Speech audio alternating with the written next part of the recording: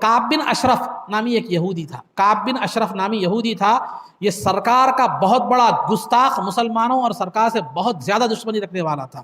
جب جنگ بدر میں کئی بڑے بڑے 70 سرغنے جو ہے نا کافروں کے قتل کر دیے گئے، تو یہ مدینے سے مکے کو گیا اور ان کی شان میں مرثیہ اشعار پڑھے، اور خود بھی رو رو کر اشعار پڑھتا تھا، لوگوں کو بھی رلایا، اور مسلمانوں کے خلاف اشعار لکھ کر سب پورے کافروں کو جو ہے نا مکے کے کافروں کو مسلمانوں سے جنگ پر آمادہ کیا اور بھڑکایا، اور اس قدر ان کو جو ہے نا مشتعل اور برانگیختہ کیا کہ سب کافروں نے کعبۃ اللہ کا غلاف پکڑ کر قسم کھائی کہ ہم مسلمانوں کا جنگ بدر کا بدلہ لیں گے۔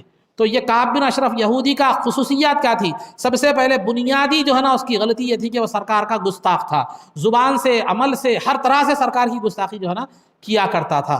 تو لہذا اور پھر دوسرا مسلمانوں کے خلاف کافروں کو بھڑکایا کرتا تھا، اور اس نے انتہا تو یہ بھی کر دی تھی کہ مسلمان عورتوں کی حسن و جمال کو، خوبیوں کو اشعار میں لکھ کر مسلمانوں کی جو ہے نا مسلمان عورتوں کی وہ اشعار کو لوگوں کے سامنے جو ہے نا بیان کرتا تھا، اور مسلمانوں کی اس طرح عورتوں کی، خواتین کی، پردہ پوش خواتین کی بے عزتی کیا کرتا تھا۔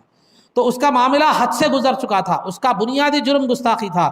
تو سرکار نے فرمایا کون ہے جو کعب بن اشرف یہودی کو جو ہے نا قتل کرے؟ تو قبیلہ اوس جو تھا اس کے محمد بن مسلمہ رضی اللہ تعالیٰ عنہ نے کہا یا رسول اللہ میں اس کے لیے تیار ہوں، میں اس کے لیے تیار ہوں۔ تو سرکار انہوں نے کہا ٹھیک ہے تم جاؤ، تمہیں یہ ذمہ داری دی جاتی ہے۔ انہوں نے سرکار سے اجازت لی کہ یا رسول اللہ جب میں کعب بن اشرف یہودی کے پاس جاؤں گا تو مجھے اس کو اپنا ہم خیال بنانے کے لیے آپ کے خلاف کچھ اشارتاً کنایتاً کچھ غلط الفاظ، آپ کے خلاف کچھ الفاظ بولنے کی ضرورت پیش آئے گی، کیا مجھے یہ اجازت ہے؟ تو سرکار نے فرمایا اجازت ہے، جاؤ، کیونکہ میں اگر آپ کے پاس جاؤں گا، آپ کو اپنا آپ کا ہمنوا اگر مجھے بنانا ہے تو آپ کی تائید میں کچھ بات کرنا پڑتا، آپ کے دشمن کے مخالف میں کچھ باتیں کرنی پڑتی ہے۔ تو لہذا محمد بن اسلمہ کچھ اپنے ساتھیوں کے ساتھ کعب بن اشرف یہودی کے پاس گئے، جا کر انہوں نے کہا کہ یہ شخص، سرکار کا نام نہیں لیا انہوں نے، یہ شخص جو ہے نا ہم کو صدقہ خیرات زکوٰۃ دینے کا حکم دیتے ہیں، اور ہم سے لے کر کیا کرتے ہیں غریبوں کو جو ہے نا تقسیم کر دیتے ہیں۔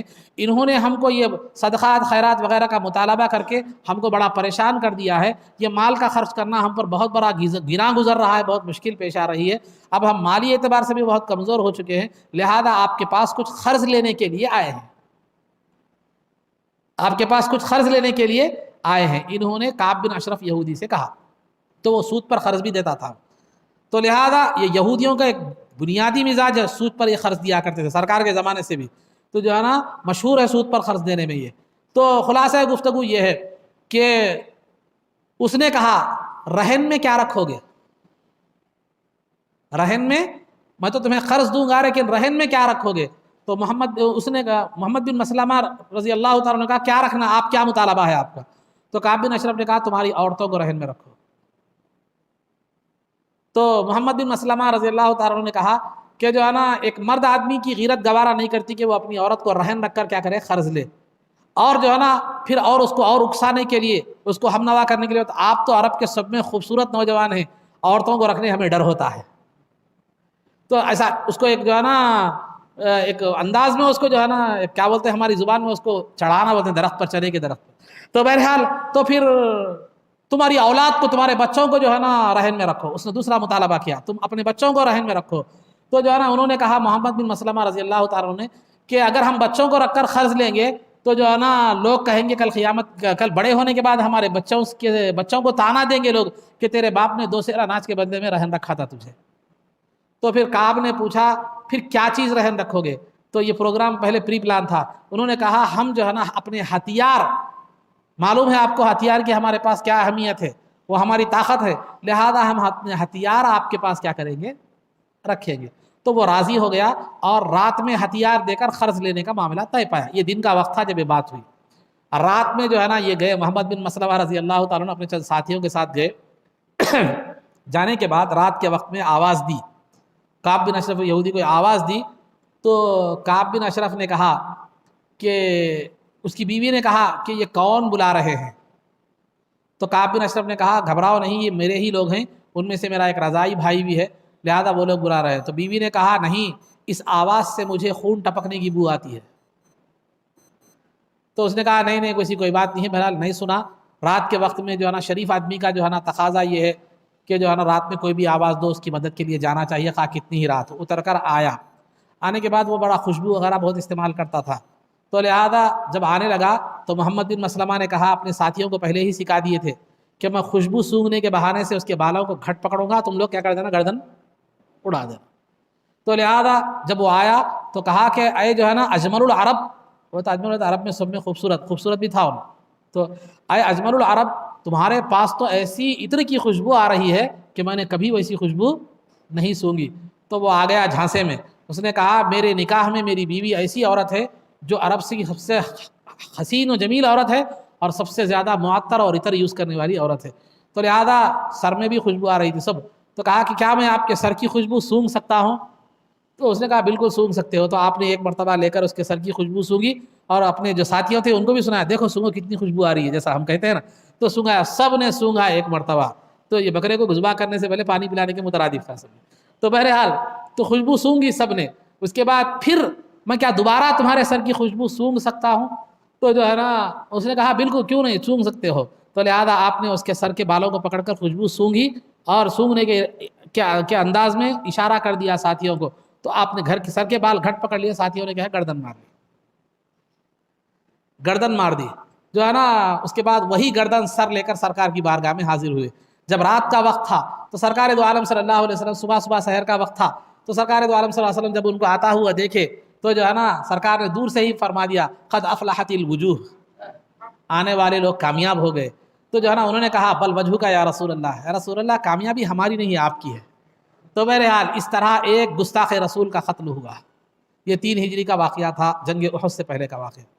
اور ایک جو ہے نا، اور ایک جو یہودی تھا جو سرکار کا گستاخ بھی تھا، سیم اس کی حرکتیں اس کی جو ہے نا طرح تھی۔ اس کی کنیت تھی ابو رافع، اس کا اصل نام عبداللہ بن ابی الخلیق تھا، جو ہے نا ابی الخلیق۔ تو جو ہے نا یہ عبداللہ، تو ابو رافع یہ بھی بڑا سرکار کا گستاخ تھا، بہت بڑا گستاخ تھا، مسلمانوں کے خلاف کافروں کو بہکاتا تھا۔ بہرحال سیم جو کعب بن اشرف یہودی کا جو معمول تھا، اس کا بھی معمول تھا۔ چونکہ محمد بن اسلمہ جنہوں نے کعب بن اشرف یہودی کو قتل کیا ہے وہ قبیلہ اوس کے تھے، تو قبیلہ خزرج بھی دوسرا قبیلہ تھا۔ قبیلہ خزرج والوں کو کی یہ خواہش ہوئی کہ ہم بھی سرکار کو ایک دشمن کو مارنا چاہیے، وہ بھی ایک جذبہ ان کا پیدا ہوا۔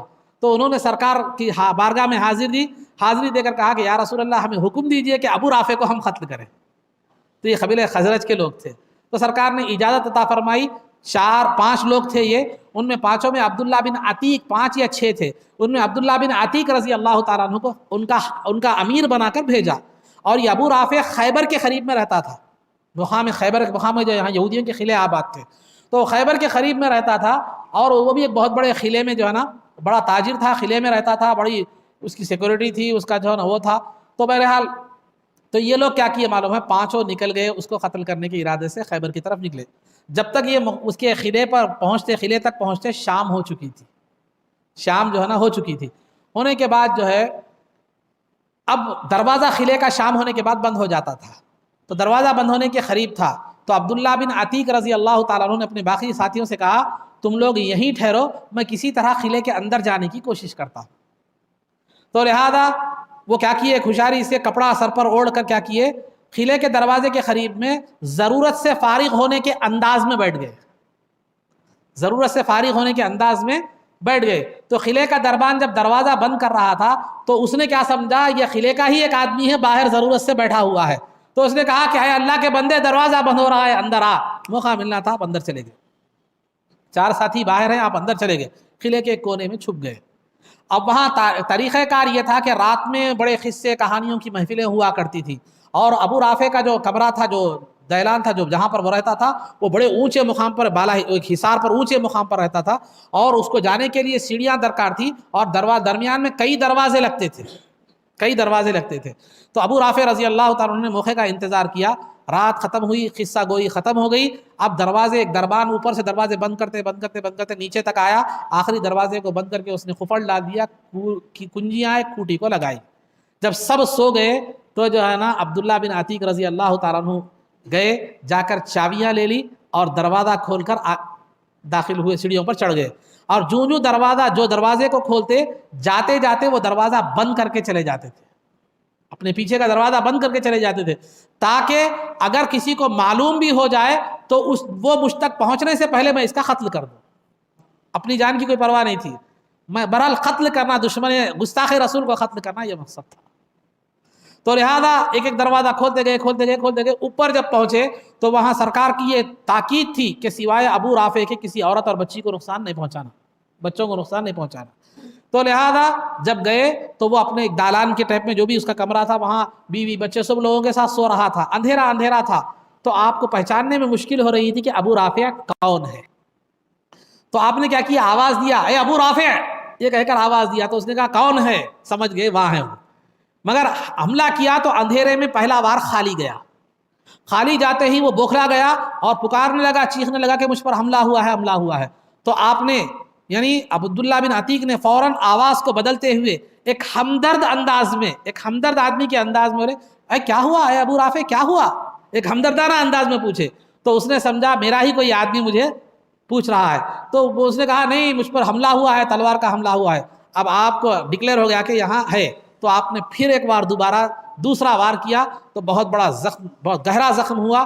پھر اس کے بعد آپ نے پیٹ پر اس کی چاقو رکھ کر جو ہے نا دبا دیا تو پیٹ پر نکل گئی. اس طرح وہ ختم ہو گیا. تو اس کے بعد آپ نے کسی پر حملہ نہیں کیا. فوراً دروازوں سے کھولتے ہوئے دروازے اترتے رات کی تاریکی تھی, چاندنی رات اگرچہ کی تھی مگر اندھیرا تھا. تو آپ سمجھ گئے کہ زمین آ گئی, سمجھ کر پیر رکھے. سیڑھی تھی, سیڑھی سے پھسل کر جو ہے نا آپ گر گئے, پنڈلی کی ہڈی ٹوٹ گئی. تو آپ نے اپنا امامہ اتار کر پیر کو باندھ لیا, نیچے اتر کر آ کر جو ہے نا قلعے میں نیچے اتر کر ایک کونے میں آ گئے اور ساتھیوں کو کہلا بھیجا سرکار کو یہ خوشخبری سنا دو, میں صبح میں جب تک اس کی موت کی اطلاع نہیں سنوں گا جب تک نہیں آتا. رات میں ویسے ہی رہے کونے میں, قلعے کے کونے میں جو ہے نا رہے. اور رہنے کے بعد صبح کے وقت میں جو ہے نا اعلان ہوا کہ ابو رافع کو کسی نے قتل کر دیا ہے. سن کر جو ہے نا پھر واپس سرکار کے پاس آئے اور آ کر سرکار کی بارگاہ میں حاضری دی. تو سرکار نے دیکھا کہ پیر پنڈلی کی ہڈی ٹوٹی ہوئی ہے. تو سرکار نے اس پر ہاتھ پھیرا. تو عبداللہ بن عتیق فرماتے ہیں کبھی پھر مجھے ایسا محسوس بھی نہیں ہوا کہ میری ہڈی ٹوٹی ہوئی تھی, اتنا بہتر ہو گیا میرا. یہ دو اہم واقعات ہیں گستاخان رسول کے قتل کے. نسل گستاخ ازل اتار نہ تیرا زنگ ہے, گستاخ نبی کے ساتھ اپنی جنگ